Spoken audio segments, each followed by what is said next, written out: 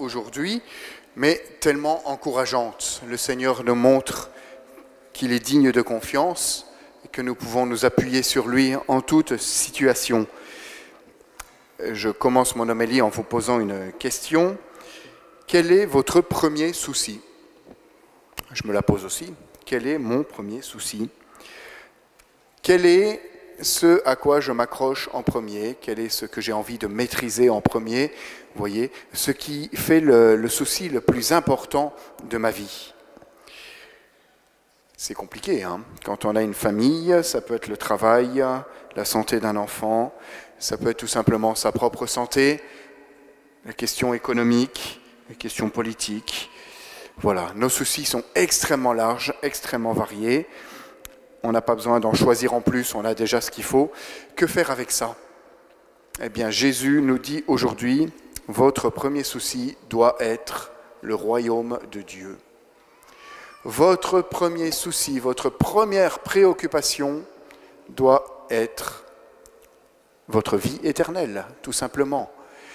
C'est-à-dire que nous avons tendance à voir comme souci principal ce qui n'est que temporaire, même si c'est important, hein, je n'enlève pas du tout la valeur et l'importance de la vie de famille, par exemple, surtout pas. Mais qu'est-ce qui va rester? Ce qui va rester, c'est la vie éternelle. Et Jésus nous dit aujourd'hui, cherchez d'abord le royaume de Dieu et sa justice, le reste vous sera donné par surcroît. Quelle parole étonnante, alors qu'on voit combien il peut y avoir de pauvreté et de misère dans le monde, de se dire que le Seigneur nous dit, ne cherchez pas trop à vous occuper des choses matérielles, cherchez d'abord le royaume de Dieu. Ça va vraiment à l'encontre de notre logique la plus profonde, et pourtant, c'est vraiment là que nous allons pouvoir exercer notre foi.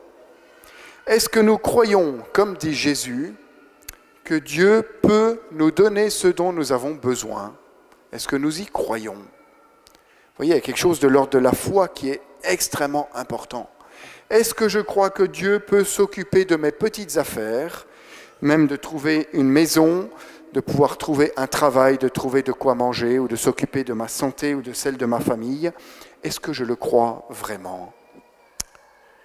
Ou est-ce que j'essaye moi-même de gérer mes propres affaires? Jésus, aujourd'hui, nous dit que Dieu se charge de tout cela. Et de manière très belle. Observez comment poussent les lys des champs. Ils ne travaillent pas, ils ne filent pas. Or, je vous dis que Salomon lui-même, dans toute sa gloire, n'était pas habillé comme l'un d'entre eux. Eh bien, ne fera-t-il pas davantage pour vous, hommes de peu de foi? Vous voyez que nous sommes appelés sans cesse à changer notre manière de voir notre propre vie. Le Seigneur s'occupe de nous. Il s'occupe de nous de manière fidèle, dans les petits détails. Ça ne veut pas dire qu'il ne faut rien faire, évidemment. Vous connaissez ce proverbe-là. Faites comme si Dieu n'existait pas, mais néanmoins, attendez tout de lui. Et nous avons à faire aussi ce que nous avons à faire. Mais ultimement, c'est Dieu qui donne. Donc notre principal souci doit être le royaume de Dieu. Dieu se charge du reste, par nous aussi et par notre propre travail, bien sûr. Je trouve que cette lecture de saint Paul, pour ça, nous éclaire énormément. Que l'on nous regarde comme des auxiliaires du Christ et des intendants des mystères de Dieu. Dans le monde, dans notre travail, dans toute notre vie, dans notre société, ce qui nous sépare, ce qui nous différencie de ceux qui ne croient pas en Dieu, c'est pas juste qu'on ait un crucifix dans la maison, c'est déjà bien d'en avoir un, mais c'est d'être vus comme des gens qui s'occupent des affaires de Dieu. Si je ne m'occupe pas des affaires de Dieu, quel chrétien suis-je? Soyons, comme dit saint Paul, des auxiliaires du Christ, des intendants des mystères de Dieu. Dans la paroisse, nous avons un intendant. Eh bien, prenez modèle, s'occuper de tous les petits détails, non pas déjà de notre propre vie, mais de la mission de l'Église. Soyons ces intendants fidèles, qui se préoccupent d'abord de ce que Dieu veut, de son royaume, et qui se préoccupera ensuite de sa vie, car on sait que Dieu nous donnera ce dont on a besoin. Pour cela, il y a encore un petit changement qui doit être vécu. Ça fait beaucoup de changements, hein. Mais nous sommes des organismes vivants, donc appelés sans cesse à changer et à évoluer. Premier changement, c'est le regard des autres. Nous n'avons pas à nous soumettre au regard des autres. Et saint Paul dit cette phrase assez forte, hein. « Pour ma part, je me soucie fort peu d'être soumis à votre jugement ou à celui d'une autorité humaine. » Si le curé de la paroisse attendait que tout le monde soit d'accord pour faire quelque chose, ça ne changerait pas grand-chose, vous voyez. Donc il y a besoin, en fait, dans notre manière d'être serviteur de Dieu, de ne pas se soucier de ce que pensent les autres. Ça ne veut pas dire qu'on ne prend pas en compte, hein. Mais ce que vous pensez de quelqu'un d'autre vous appartient. Ça n'appartient pas à l'autre. Voyez ? Donc nous avons chacun à vivre cette vraie liberté de ne pas regarder ce que les autres pensent de nous, mais tout simplement de nous mettre au service du Seigneur. Ça allège beaucoup de choses en fait, hein. Vous voyez ? Le regard des autres nous empêche d'avancer.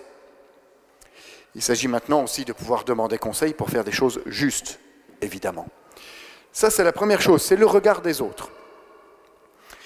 La deuxième chose, c'est mon regard sur les autres. Et nous savons très bien que nos paroles de critique peuvent empêcher les autres de vraiment avancer et de se mettre au service du Seigneur. Tiens, il ne fait pas comme les autres, celui-là. Tu as vu un peu, c'est tout bizarre. Ou, voilà. Ça, la critique passe très très vite. Et en fait, fait peser sur chacun de nous une espèce de poids qui nous empêche de décider nous-mêmes et d'avancer. Vous voyez donc, la liturgie, les textes de la liturgie d'aujourd'hui nous proposent à la fois de faire confiance au Seigneur dans ce qu'il nous demande, dans ce qu'il nous propose, sachant qu'il nous donnera ce dont nous avons besoin. Cette confiance va passer par notre mise au service du royaume de Dieu. Et cette mise au service ne sera possible que si nous sommes libres du regard des autres, et si nous libérons les autres de notre regard.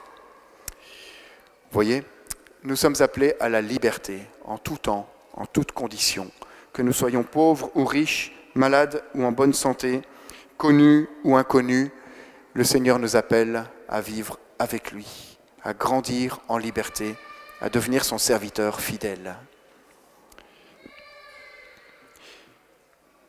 Eh bien, Seigneur, nous te confions chacun notre vie. Dans ce temps de vacances, apprends-nous aussi à vivre prendre un peu de recul sur ce que nous vivons habituellement. Donne-nous cette grâce de pouvoir gagner en liberté par rapport au regard des autres. Donne-nous aussi cette grâce de pouvoir rendre les autres libres par mon regard. Amen.